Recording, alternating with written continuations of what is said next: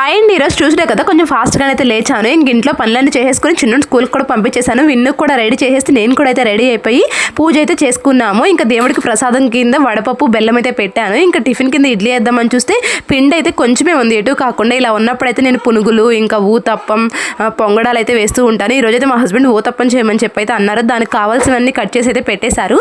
ఇంకా ఇడ్లీ పిండి ఒక బౌల్లోకి తీసుకుని అందులో కొద్దిగా జీలకర్ర, ఉప్పు అండ్ అలాగే ఉల్లిపాయలు, క్యారెట్, ఇంకా పచ్చిమిర్చి, పుదీనా, కొత్తిమీర, కరివేపాకు ఇవన్నీ అయితే వేసుకుని వాటర్ పోయకుండా ఇలా అయితే మిక్స్ చేసి సైడ్కి అయితే పెట్టేసుకోవాలి. ఇప్పుడు ఒక దోశ ప్యానం తీసుకుని ఇంకా దాని మీద అయితే చిన్న చిన్న దోశలు అయితే వేసుకోవాలి. పెద్దగా వేసినా పల్చగా వేసినా మంచిగా అయితే రావు.